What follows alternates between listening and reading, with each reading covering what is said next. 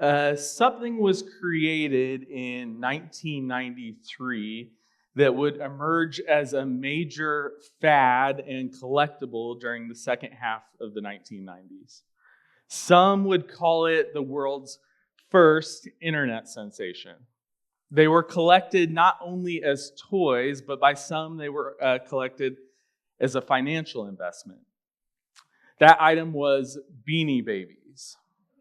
At first, sales of Beanie Babies were really slow. In fact, by 1995, there were retailers that were refusing to buy bundles of the toys.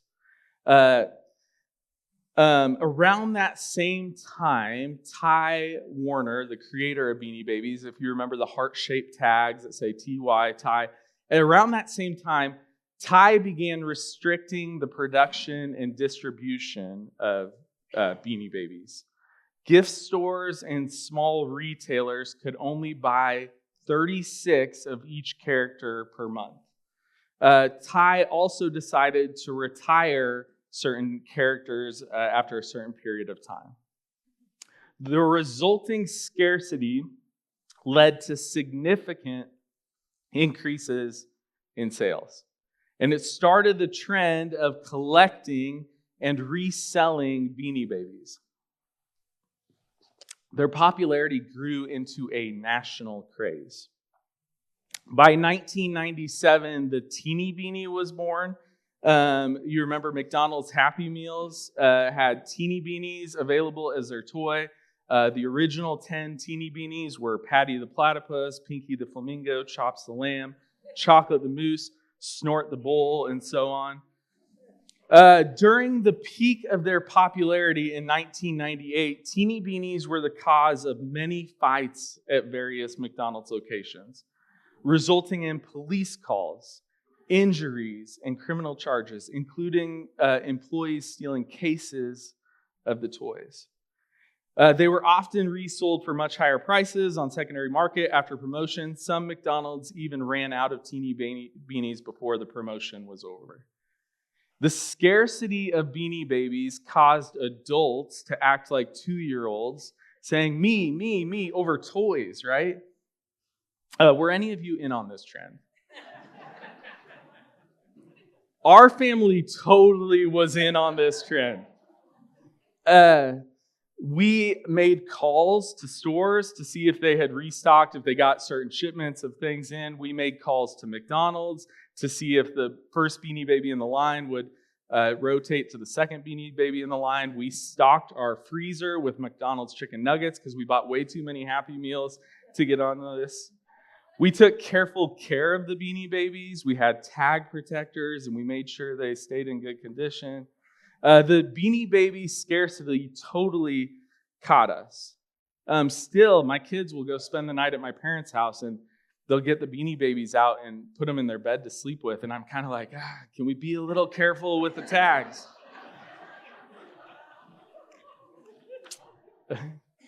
Especially when we perceive scarcity, it is easy to make things all about me. And my guess is, if you're honest, you may know what it looks to look out for yourself as well. We can drift into making things all about me. Maybe you're like me in this. If someone takes a group picture and gives me the opportunity to say, hey, did this turn out okay? I don't really care if the back, whatever we were getting our picture in front of is in the frame, or if 3 other people's eyes were closed. When I look at the group picture, I immediately look at me, right? How do I look in that group picture? If I have 3 to pick from, it depends how I look. Am I squared up to the camera, my best angle, right? Is my stomach sucked in? Great pic, like that's a great picture. Or if I'm eating out, and somebody orders an appetizer for a group, when that appetizer arrives, I immediately count how many people are in the group and how many of that appetizer item are available and how many of those are for me, right? Or maybe for you, it's about money. I identified with this meme that said, whenever I see an iPad at a cash register, I know I'm about to tip for something I've never had to tip for before. You want to hold on to your money. It's so easy to make the number one thing in this life looking out for me. Chasing the American dream, which is an emphasis on buying more for ourselves. It's selfishness, self-interest. If we're honest, almost greed. And sometimes we can justify it. We have fears. What does the future hold? I need to look out for me. This is exactly what Paul was talking about as he was leading and coaching a church in Greece. Paul was far away from this church that he was leading and coaching, so he was doing that through a letter. He was directing them through a letter. 25 or 30 years before this letter was written, Jesus' life had changed the world forever. These letters about Jesus' life were widely circulated and eagerly read. They were never intended for just the religious or intellectual elite. From the very beginning, they were meant for everyone. Paul's second letter to Corinth, Greece, has a different tone than his first letter. By the time of his second letter, Paul had been rejected by the Corinthians, and they questioned his apostleship. Plus, Paul had endured many hardships as a missionary, including beatings, imprisonment, and shipwrecks. And we feel his pain from the very opening lines. In this letter, he goes down deeper into sorrow and hurt and what to do about it than he does anywhere else. He emerges from the letter with a deeper, clearer vision of what it meant that Jesus personally suffered for us and with us and rose again. From the first chapter, Paul is very clear. He says, we have depended on God's grace. This letter comes from tragedy into hope.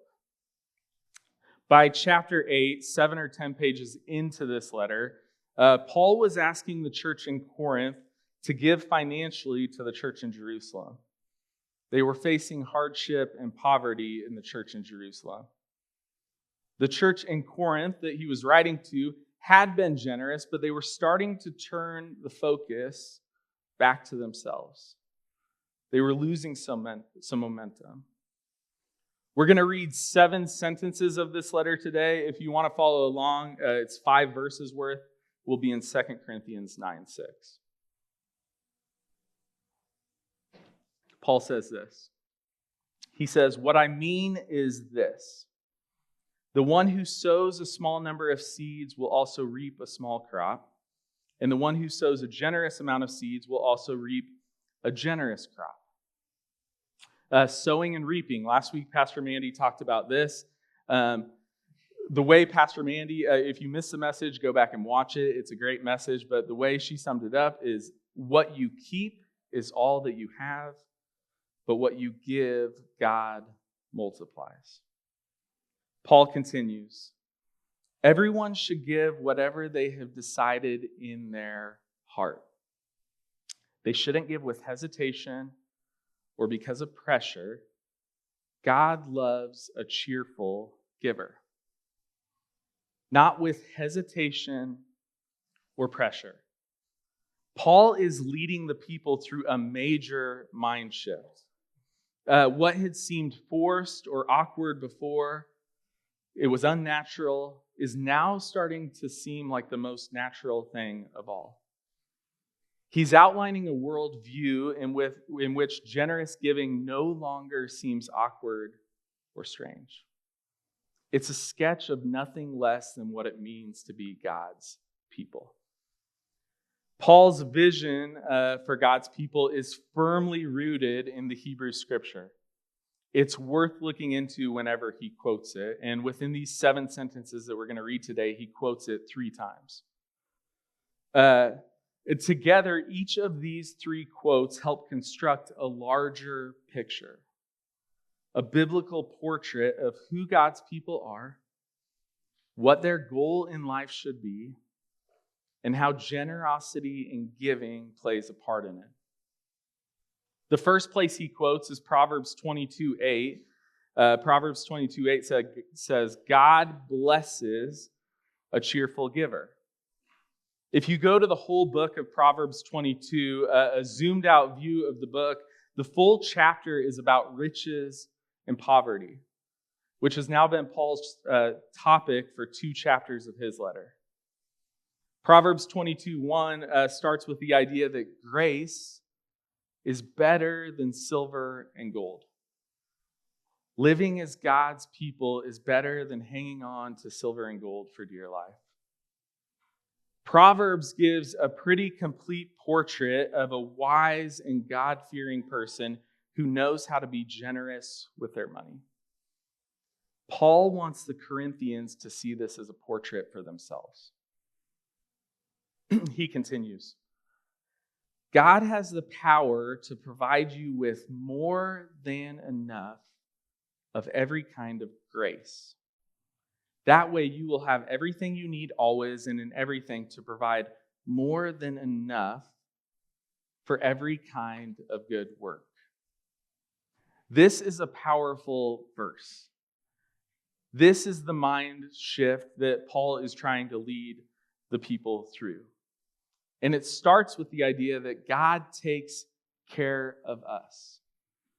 I like this other version of this verse too, this other translation, the New Testament for Everyone, says it like this. It says, and God is well able to lavish all his grace upon you, so that in every matter and in every way you will have enough of everything and may be lavish in your own good works. Lavish means generous or extravagant, often to an excessive degree. A lavish wedding is a wedding with extravagant decorations, expensive food, and a large guest list. A lavish lifestyle is a lifestyle that involves a lot of luxury and extravagance. And what Paul says here is, and God is well able to lavish all his grace upon you, so that in every matter and in every way, you will have enough of everything and may be lavish in your own good works. Paul says, as it is written, he scattered everywhere. He gave to the needy. His righteousness remains forever. This is the second passage that Paul quotes from the Old Testament. This one's from Psalm 112:9. Speaking of a person who scatters blessings to the poor. That person has righteousness that will last forever. Righteousness often seems negative to us because of self-righteousness, but regularly in the Old Testament, it was used to refer to, on the one hand, God's own faithfulness to the promises he made to the people, and on the other hand, the behavior by which God's people demonstrate their gratitude to God. This psalm quoted here, the whole poem, is a celebration of those who trust in the Lord, and in particular, their generosity towards their neighbors, particularly the poor. Paul is not simply asking the Corinthians to do something because he tells them to do it. Rather, he's inviting them into a biblical portrait of discovering a new identity. He continues, the one who supplies seed for planting and bread for eating will supply and multiply your seed and will increase your crop, which is righteousness. This is his third reference. This one is to Isaiah 55:10, which Isaiah 55 is a beautiful invitation for everyone to come and feast on God's rich bounty, because God is making a new creation in which everything will be renewed. Isaiah 55 says, I will make an everlasting covenant with you. God will sow his word, God will sow his son in the same way that he sends snow or rain to provide seed corn or bread. God's new creation based on God's new covenant, accomplished through Jesus and his death and resurrection. Paul is urging the people he's writing to see themselves in the bigger story. if they realize they are part of this big story of God's, the generosity he is urging them towards will come naturally. Some may even call it cheerfully. In normal, healthy Christian life, everything derives from God's generosity and everything returns to God in thanksgiving. That's how N.T. Wright says it. And then N.T. Wright says this. He says, grace, gratitude, and generosity are not optional extras in Christian living, but the very heart of it all. In other words, it's not about me. It's about God. And if we can focus on that, it becomes about others. God loves a cheerful giver. Why? What difference does it make that I'm a cheerful giver? The world's vision for our lives is that my life is all about me. My life is all about making my life better.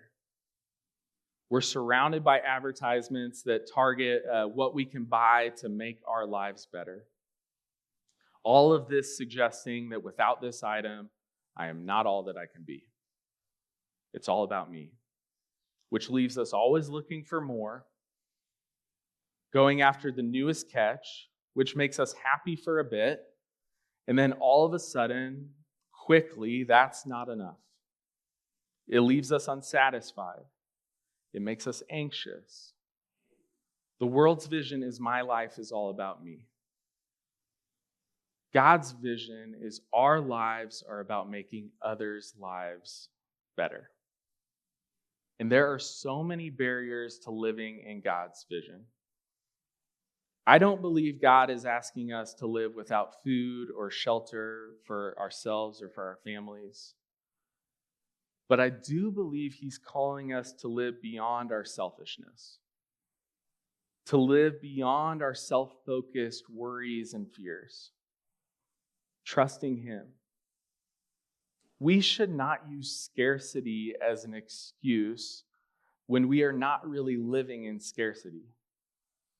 God's grace has given us more than enough. God delights in the heart behind a gift, not the size of it.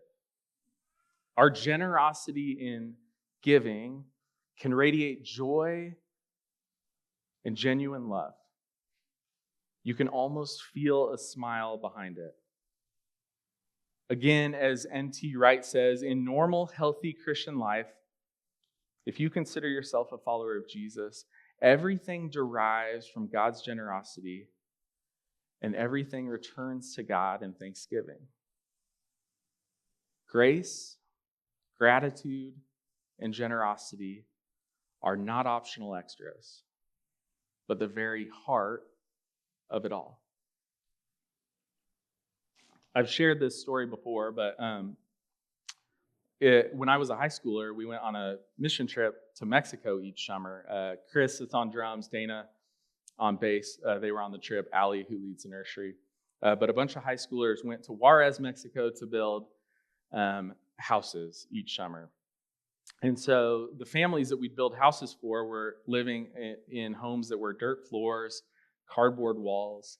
It'd be a shared restroom, a cardboard-built restroom for the whole neighborhood. And so the first year we went and we built a house, and then we built a connection with the family, especially the kids of the family that we were building this house for. And so as we were getting ready to go the second year, we were really excited about the possibility of seeing that family, but we were pretty aware that there was not really a chance that we were going to see them. Juarez is millions of people, and so we were going to be building. They built these houses. The organization we went with built these houses all over the city. But as we were driving to our work site, it looked more and more familiar, and we ended up driving to the same neighborhood and then to the exact same street that we had built a house on before. And so we were 2 houses down from where we had built a house the year before. So people in our group were pumped, and somebody ran over, knocked on the door, and said,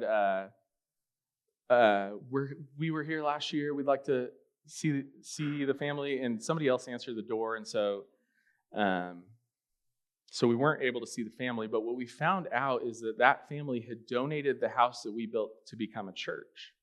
An extremely generous act. And the Wednesday night of that week, we were able to go to the church service that was in the house that we built. We built a cement floor with like stucco cement walls, and they had connected that back to the cardboard house with more cardboard. And so we're sitting in this partially dirt floor, partially cement, cardboard, partially stucco church. And we sang songs, and then a pastor got up and spoke.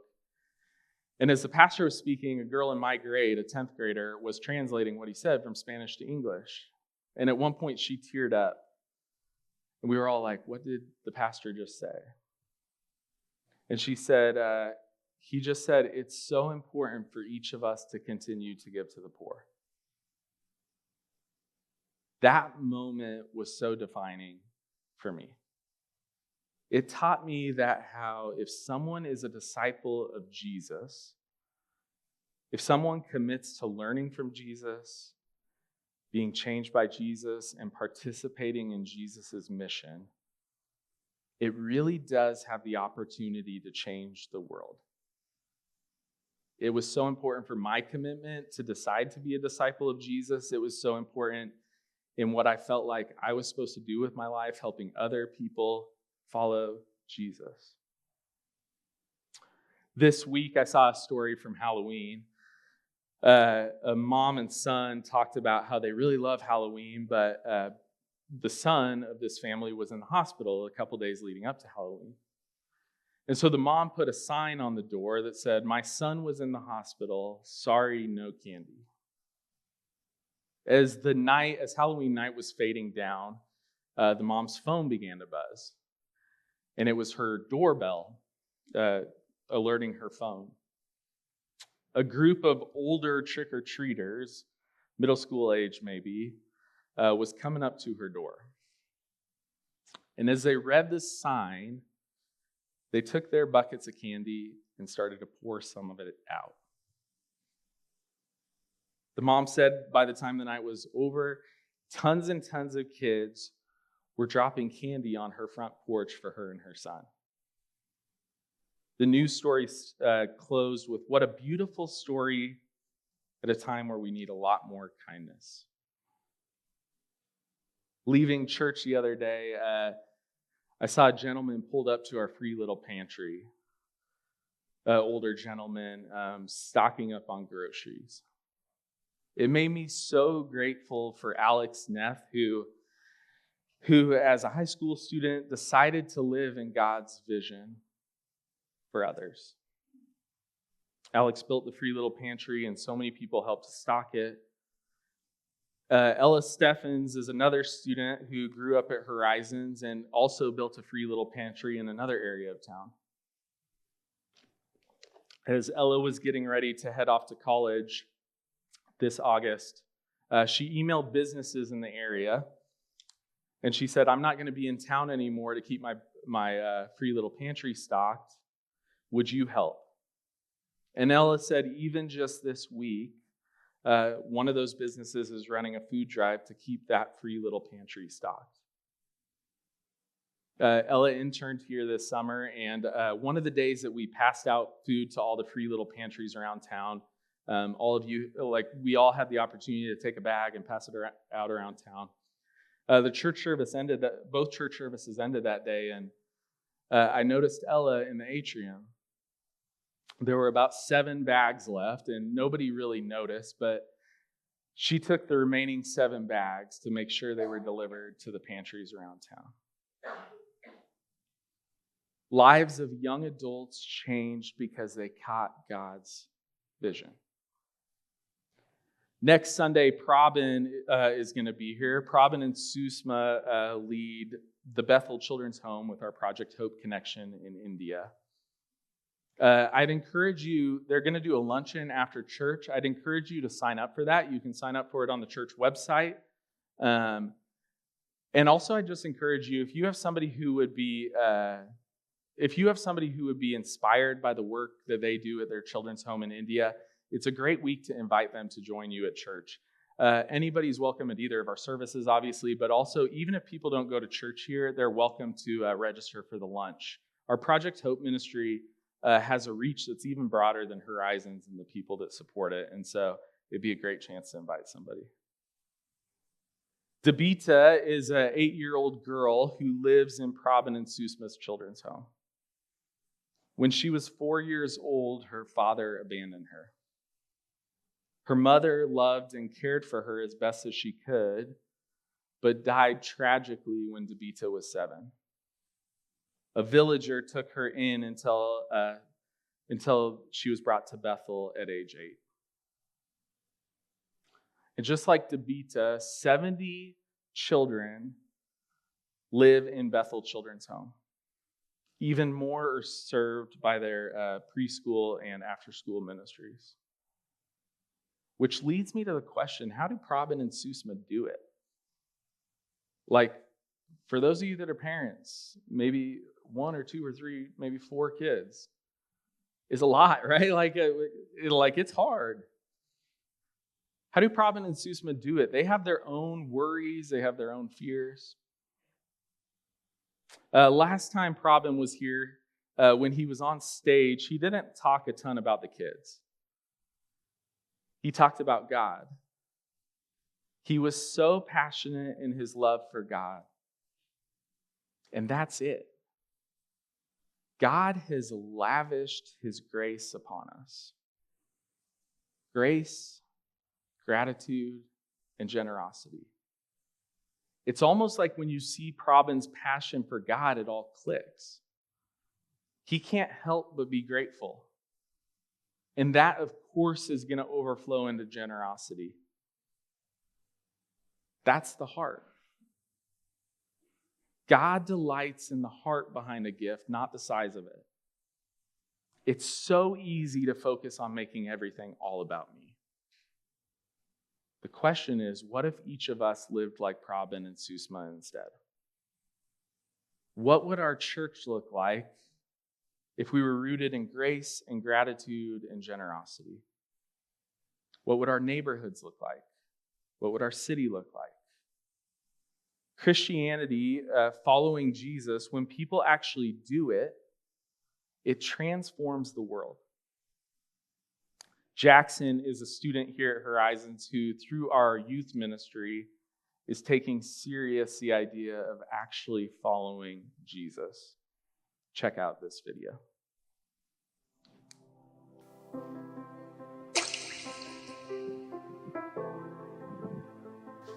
Hi, I'm Jackson Holman. I've been going to Horizons for about 13 years now.